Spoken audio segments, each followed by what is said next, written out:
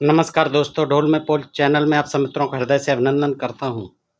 दोस्तों, आज हम देखेंगे कि शिव जी की जो माया है वो कितनी चमत्कारिक है और उस शिव जी की माया के हम कुछ काले कारनामों का चिट्ठा देखते हैं। दोस्तों, आज आइए हम देखेंगे कि शिव की माया कितनी चमत्कारी है। दोस्तों, तो इसमें सनत कुमार जी कहते हैं व्यास जी से कि शरणु व्यासम महाबुद्धे सांकरीम सुखदाम कथाम यस्या श्रवण मात्रिणम शिवे भक्ति प्रजायते।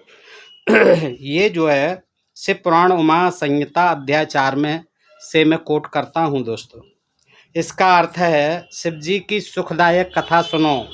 सनत कुमार जी कहते हैं व्यास जी से, जिसके सुनने मात्र से ही शिव जी में भक्ति उत्पन्न होती है। कैसी भक्ति उत्पन्न होती है दोस्तों? कुछ श्लोक हैं, एक दो मैं आपको सुना देता हूँ प्रसंगवश।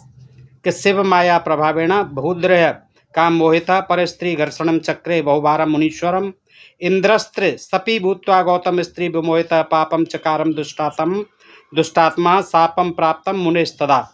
ये 17 से लेके और 25 तक श्लोक हैं दोस्तों इसमें। और ये पुस्तक है शिवलिंग पूजा क्यों।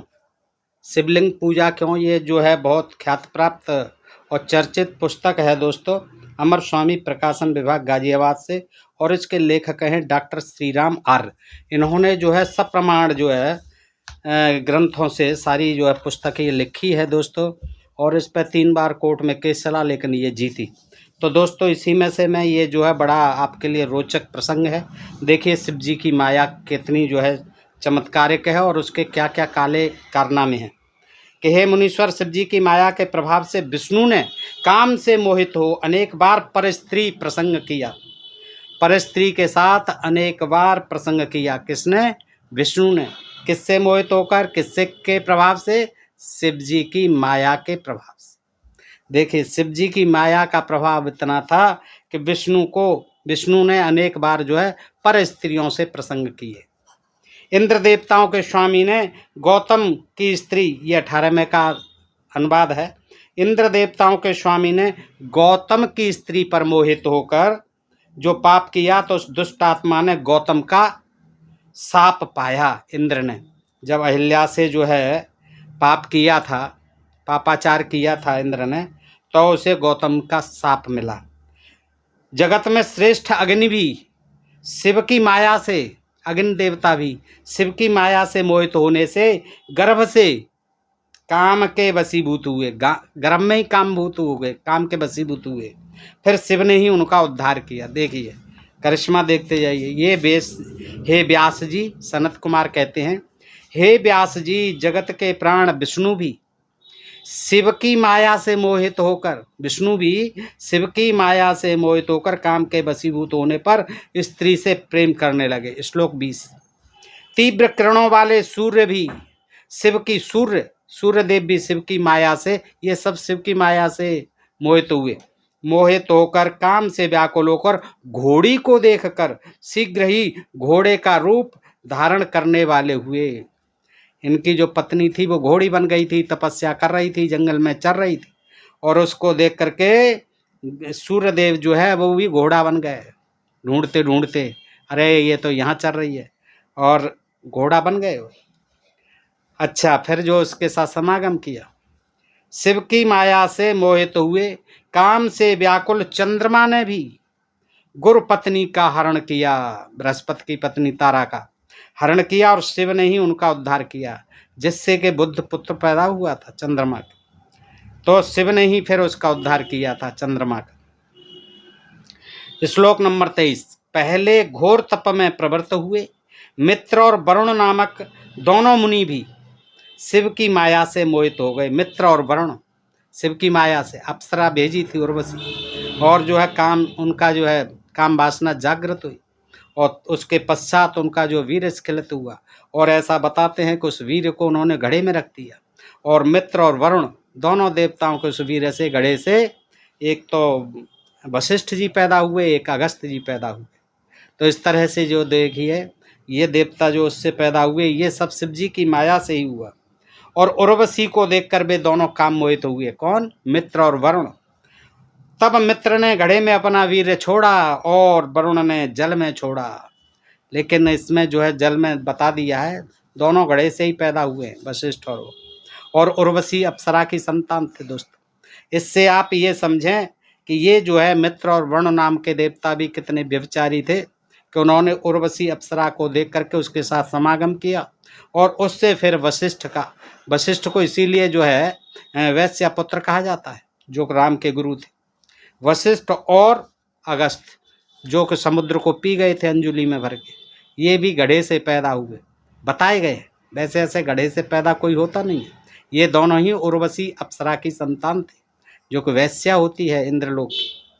तब उस कुंभ से मित्र के पुत्र वशिष्ठ जी उत्पन्न हुए और वरुण से बड़वा नल के समान कांति वाले अगस्त ऋषि जी उत्पन्न हुए। यहाँ जो है अग्नि से दिखा दिया गया है, वो बड़वा नल से, यानी समुद्र से।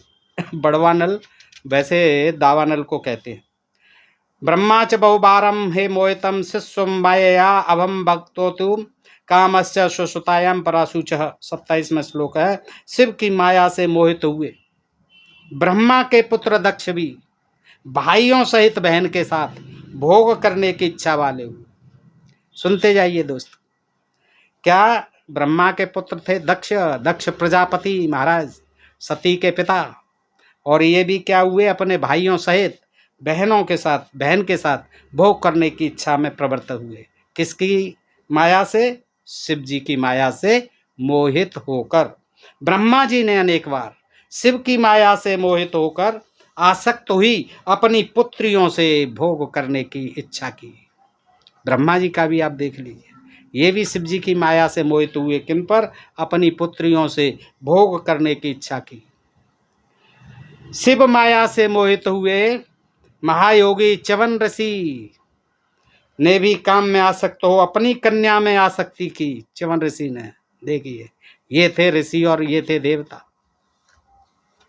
शिव माया से मुग्ध हो कश्यप ने भी, कश्यप जिनसे एक देवता और दैत्य दोनों ही पैदा हुए, कश्यप ऋषि की संतान है। दिति और अदिति जो है उनकी पत्नियां थी। दिति से असुर और अदिति से असुर, ऐसे पैदा हुए।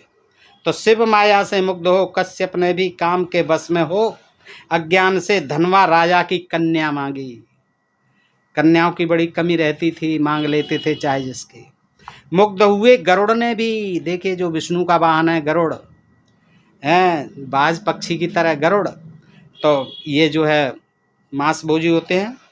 और ये गरुड़ और ये जो लापता हो गए गीध, ये उसी प्रजाति का है गरुड़। तो मुग्ध हुए गरुड़ ने भी सांडली की कन्या लेने की इच्छा की। गरुड़ का भी मन सांडली की कन्या पर आ गया था। फिर उस कन्या के ज्ञात होने पर उनके पंख दग्ध हो गए, यानी भस्म हो गए थे। किसके? गरुड़ के। ये भी शिव माया से हुआ।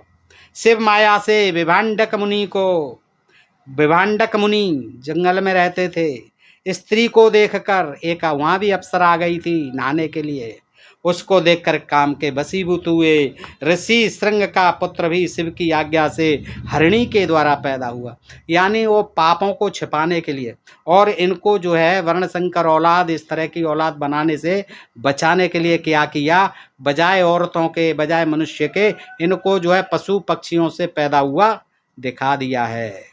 क्या हुआ था? विभांडक ऋषि ने उस अप्सरा के साथ किया समागम और उससे पैदा हुए। कौन? ये श्रृंग ऋषि, जिनके सींग जैसा चिन्ह था, सींग की आकृति थी जिनके मस्तक पर। श्रृंग ऋषि जिन्होंने एक राम का पुत्र श्री दशरथ का पुत्र श्री यज्ञ किया था, 1 साल वहाँ रहे थे और ये दामाद थे दशरथ के। शांता बेटी ब्याही थी इनकी, दशरथ ने दे दी थी उसको दान में अपने मित्र को, और उसने फिर इसके साथ शादी की थी। और शादी करके जब वर्षा नहीं हो रही थी, फिर वहाँ वर्षा हुई, तब शादी कर दी शांता की, जो दत्तक कन्या थी। और फिर जो है वहाँ पर आते हैं, ये रोमपाद को दे दी थी दशरथ ने। रोमपाद राजा थे, मित्र थे, देखिए। और फिर जो है उनको पुत्रष्टि यज्ञ के लिए बुलाया, जबकि वशिष्ठ जैसे, वाल्मीकि जैसे तमाम ऋषि पहले से वहाँ रहते थे, तो वो नहीं कर पाए। लेकिन ये जो है बड़े हुए, जैसे ही शादी हुई, ये तरुण थे, युवा थे और उनको वहाँ भेज दिया गया और 1 साल रहे। फिर वहाँ पुत्रष्टि यज्ञ इसी श्रृंगी ऋषि ने करवाया जो हिरणी से पैदा हुआ बताया गया।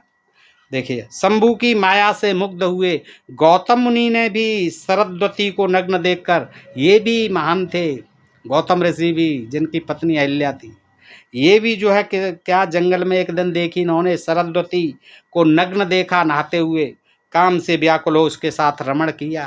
देखिए, इधर इंद्र कर गया उनकी पत्नी के साथ रमण, तो बदला तो देना पड़ेगा। अब उन्होंने गौतम मुनि महाराज ने भी यही किया था, हैं कि सरस्वती को नग्न देखकर काम से व्याकुल हो उसके साथ स्मरण किया। ये 32वां श्लोक का अर्थ मैंने सुनाया। गौतमस्य मुनिन संशोभा मौर्या मोहतम मानसः दृष्टवाम सरस्वती नग्नाम राम क्षुविद तत्सत्या। ये जो है इसका अर्थ हो गया। अब दोस्तों आगे चलते हैं। रेतः स्कंधम ददारम स्वम द्रोण्या चैव सतापसः और तस्माच्च कलशान जातो द्रोणं शस्त्र भृताम ब्रह। 33 से लेकर के और 39वें श्लोक तक अर्थ सुनाता हूँ दोस्तों। फिर उस तपस्वी ने अपने निकले हुए उस वीर्य को दोने में रखकर एक कलश में स्थापित किया, तो उस कलश से शस्त्रधारियों में श्रेष्ठ द्रोणाचार्य जी उत्पन्न हुए। इससे ये गौतम ऋषि सरस्वती को देखकर काम से व्याकुल हुए थे। तो क्या किया तपस्वी ने, उस वीर्य को दोने में रखा कलश में, कलश यज्ञ पात्र, कलश कलश तो आपने देखा होगा जो दोस्तों, उसमें रख दिया। और देखिए कलश से ही वीर आपके संभव है क्या?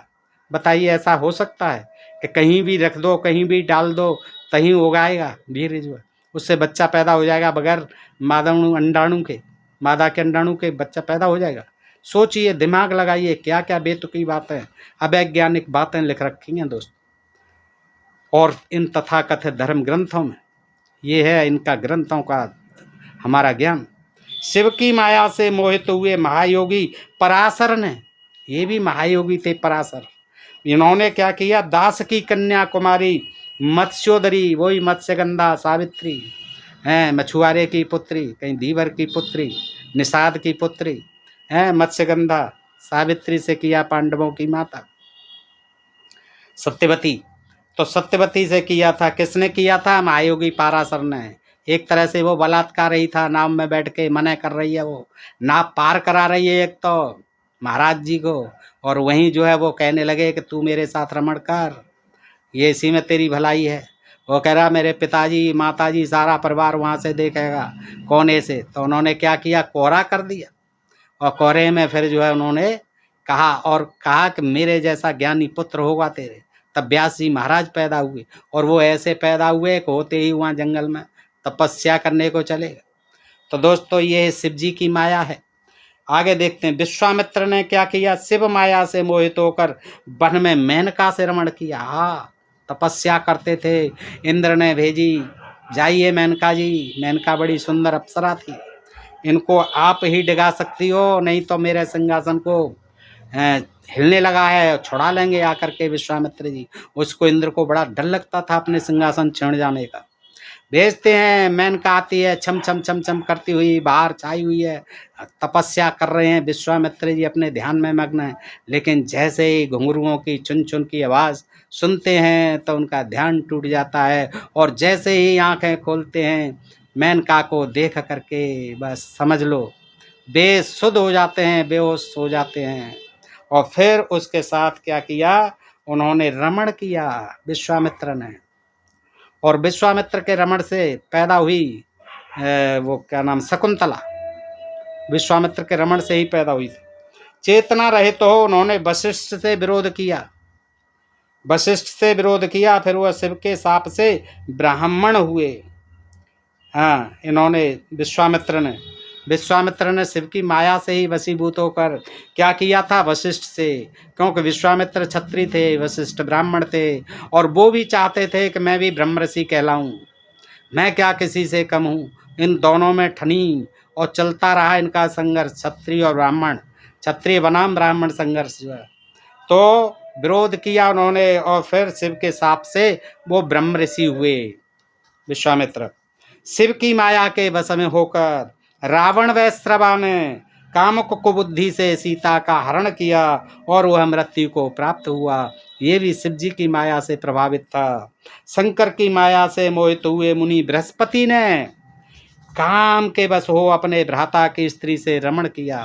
वो तथ्य बड़े भाई थे इनके, इसके ये जो है महाराज बृहस्पति देवताओं के गुरु, इन्होंने क्या किया, गर्भवती अपनी बड़े भाई की पत्नी उत्यथ की पत्नी थी और उस पर जो है रमण करने तैयार हो गए। उसने बहुत समझाया कि मैं पहले से ही वो गर्भ में है मेरे में बच्चा, और बच्चा ने भी मना किया कि ऐसा क्यों कर रहे हो ताऊ जी मेरे साथ अनर्थ, लेकिन नहीं माने और उन्होंने जो है संभोग किया और उससे जो है भरद्वाज दो द्वाज पैदा हुए, 2 पुत्र पैदा हुए थे। ये भरद्वाज ऋषि उत्पन्न हुए और वो जो है फिर अंधे हुए थे। उनका नाम इस समय मेरे दिमाग से उतर रहा है दोस्त। तो ये दोनों भाई हुए पैदा, भरद्वाज ऋषि जो है इस तरह से उत्पन्न हुए। सनत कुमार बोले, हे व्यास जी, मैंने यह महात्मा शिव जी की माया के प्रभाव का वर्णन किया है। तो आपने देखा दोस्तों किस तरह से ये जो है शिव जी की माया का वर्णन किया है, और इसे सुनकर के शिव जी में भक्ति उत्पन्न होने की बात कही गई है कि जो इन प्रकरणों को सुनेंगे, जो इन कथाओं को सुनेंगे, उनके मन में जो है शिव जी के प्रति आसक्ति भक्ति पैदा हो जाएगी। लेकिन समझदार व्यक्ति यह सोच सकता है कि इन कथाओं से शिव जी के प्रति भक्ति उत्पन्न होगी या उनके चरित्र स्वभाव एवं भाव का कच्चा चिट्ठा जनता के सामने आ जाएगा, जिससे बुद्धिमान जन शिव जी से इसलिए नफरत करने लगेंगे कि कहीं शिव जी की माया से हम भी व्यभिचारी न बन जाएं। और शिव जी भी खुद जो है नंगे होकर के ब्राह्मणों की कुटियों में जंगल में पहुंच गए और वहां जाकर के जो है खड़े खड़े और उनको जो है मोहित करने लगे, और ब्राह्मणों की स्त्रियां जो है उनकी अनुपस्थिति में उनसे आकर के लिपट गईं, चिपट गईं। तो दोस्तों इस तरह से जब वो ब्राह्मण आए तो उन्होंने साफ दे दिया कि जा तो तेरा लिंग जो है धरती पर गिर जाए। तो शिव जी खुद ऐसे थे, शिव जी का जो है शिवलिंग पूजने लगे लोग। कामाग्नि उसके साथ पार्वती जी की योनि भी ले ली, और ये शिवलिंग जो है पूजा इसी तरह से ब्राह्मणों के हिसाब से चलन में आई दोस्तों, प्रचलन में आई। तो ये शिव जी की माया है। तब तो ऐसे व्यभिचार प्रचार के ठेकेदार का हेडक्वार्टर, ये दोस्तों लेखक कहते हैं कि यदि ये शिव जी की माया है ये सब है, तब तो ऐसे व्यभिचार प्रचार के ठेकेदार का हेडक्वार्टर मंदिर वैश्याओं के मोहल्लों में बनाना उचित होगा। इनका मंदिर कहाँ बनाना चाहिए? वैश्याओं के मोहल्ले में, ताकि वैश्याओं को अपने कारोबार में कुछ तो लाभ हो। हमने इस पुस्तक के गत पृष्ठों में शिव के चरित्र के चंद नमूने बताए हैं। उन्होंने बताया है कि शिवलिंग पूजा क्या है और क्यों करनी चाहिए, तो उस आधार पर ये देश में प्रचलित हो गई। सबसे अंत में हमने ये भी बताया कि पुराणों के शिव जी कौन हैं, कैसे हैं, और उनकी उपासना करने से हानि होगी या लाभ होगा। शिव जी का ये बताते हैं, वैसे कैलाश पर्वत पर रहते हैं, 20 मील ऊपर कहीं रहते हैं, और वहाँ केवल औरतें ही औरतें रहती हैं। मर्द जो भक्ति करके वहाँ जाता है वह भी औरत ही बनकर शिव जी की सेवा करता है, ऐसा बताया जाता है पुराणों में। शिव जी कामिनी पासों से नित्य बंधे रहते हैं, कामिनी यानी स्त्री पासों से नित्य बंधे रहते हैं। शिवलोक में असंख्य अप्सराएं भोगने को रहती हैं। शिव जी की माया में जो भी फंसे वे सब व्यभिचारी बन गए। इसलिए शिव व पार्वती के इस भयानक रूप को देखकर हर व्यक्ति को उनका भक्त बनने से पहले 1000 बार सोचना चाहिए कि उनका रास्ता सही है या गलत, उसे व्यभिचार का मार्ग पसंद है या सदाचार का। हमारे अपने विचार से हर व्यक्ति को, अगर वह अपने जीवन में उन्नति चाहता है, तो इन शिव आदि देवताओं के झमेले से बचकर सिर्फ उस एक ईश्वर की उपासना करनी चाहिए, तभी वह अपने जीवन की ऊंचाइयों को पा सकता है। और दोस्तों मैं कहता हूं कि सबसे पहले जीवित की पूजा करनी चाहिए। कोई भी प्राणी जो जीवित है, यानी यहाँ तक कि हमारे जो वृक्ष हैं उनको भी हम लगाएं, उनकी भी हम सिंचाई करें, फसल बोएं तो उनसे हमें अन्न मिलता है, पेड़ों से छाया मिलती है, फल मिलते हैं, लकड़ी मिलती है, क्या क्या नहीं देते ये जीव है सब में। इन जीवों की पूजा करो, हर पशु की पूजा करो, हर पक्षी की पूजा करो, हर मानव की पूजा करो, अपने माता पिता की पूजा करो दोस्तों। तो जो आपको जन्म दे रहा है, जो पढ़ा रहा है, लिखा रहा है, जन्म दे करके बड़ा कर रहा है, उस माँ बाप से बड़ा कौन भगवान हो सकता है बताइए। और फिर जो जिन लोगों को आप दुत्कारते हो, जिनको हीन समझते हो, अपने से नीचा समझते हो, अपने को ऊंचा समझते हो, उनके प्रति ये भाव त्यागिए। वो भी मनुष्य हैं और उनमें भी उसी ईश्वर का वास है जिसका कि तुम में है। वो ईश्वर पत्थरों में नहीं है। जहाँ के आप जाते हैं, मनौती मांगते हैं, उन पर लड्डू और भोग, मिठाई, 56 भोग चढ़ाते हैं, उनको कोई ज़रूरत नहीं है, पत्थर को कोई प्रभाव नहीं पड़ता है। आप उसके सामने 56 भोग रख दो या कितनी ही मालाएं रख दो, कितना ही सोना चांदी धन संपत्ति रख दो, ईश्वर को से उसको, तुम्हारे पत्थर में जो ईश्वर है उसको कोई उससे फर्क नहीं पड़ता है।